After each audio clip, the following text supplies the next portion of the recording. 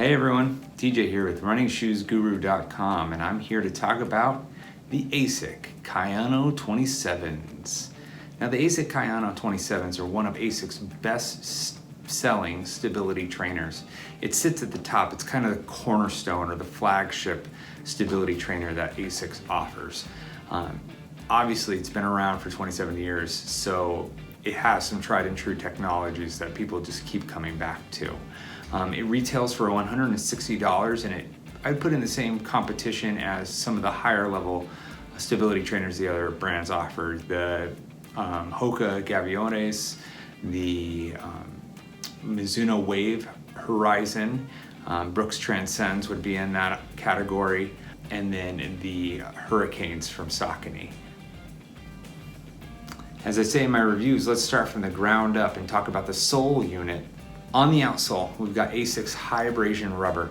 This stuff's extremely durable, one of the most durable outsole materials out there, in my opinion.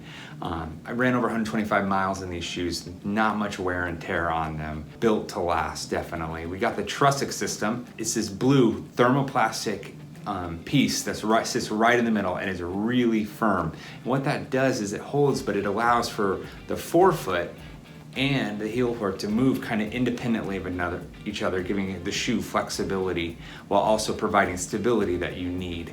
Let's talk about the foam material. The foam material that they use two foam materials here. They've used the Fly Foam Light and the Fly Foam Propel. Those made their first appearance in the 25s. They've just continued them in the 26s and now the 27s. One small change to the foam cushioning is they've added a little bit of gel cushioning along with the foam more in the forefoot to give it a little bit more spring or a little bit more bounce. The base layer of the foam material is the Fly Foam Light. That is going to be the more dense, kind of more firm, responsive material, while the Fly Foam Propel will be in the front, and it's this lighter layer up here, and I like that they designated it with a different color. And that really is a springy, light material. This shoe is very much a shoe that has kind of a two personality. You've got the back part and the front part, which each distinct characteristics based on both the upper and the lower. Let's now talk about the upper of the Asics Kayano 27s. Not much has changed here. It's gone over a little bit of cosmetic changes. New engineered mesh. Like I said, it is a more stylish shoe in my opinion. The breathability is there when you need it in the right areas. There's no overlays, no points of irritation. It's a little bit tight, I found at the very beginning in areas, especially the kind of the midfoot area. And so there's gonna be a little bit of tightness maybe for you. I got used to it over time. It wasn't much of an issue after, first couple runs in it. One big thing about the upper is it has the exoskeleton heel counter. And that along with the Trusstic System and the Duo Max medial post is gonna really hold your foot in tight. I mean, these things are stable as can be. It just really, really holds that foot in there. You're not gonna be doing much of this. It holds it tight. I find it to be a huge strength. I find the heel counter is one of the biggest strengths and one of the things I like the most about the shoe. And so it's gonna hold it tight.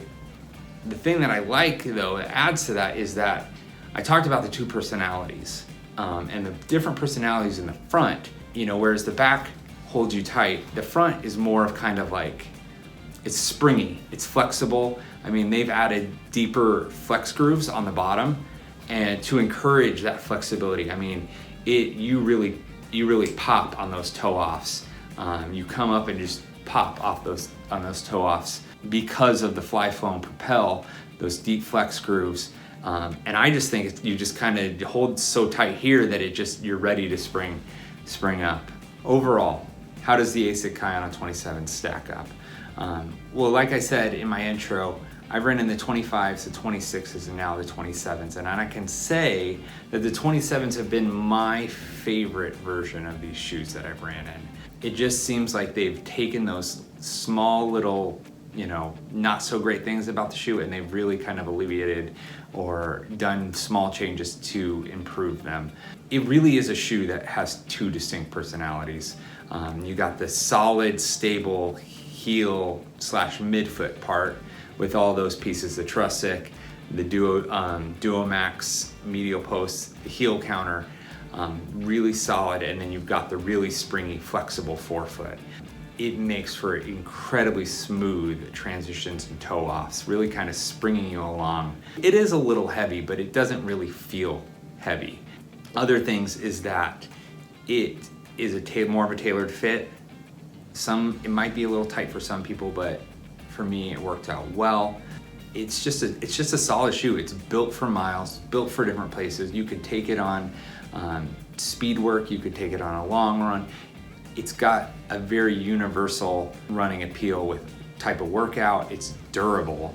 That is incredibly important because I bet I could probably at least get 500, if not more, miles on this shoe because they're built to last. And they're priced at $160. They're a little bit on the pricier side, but I really think it's worth, with all the technology that's involved in these, I really think the Kayano 27s are a wise investment for any stability runner.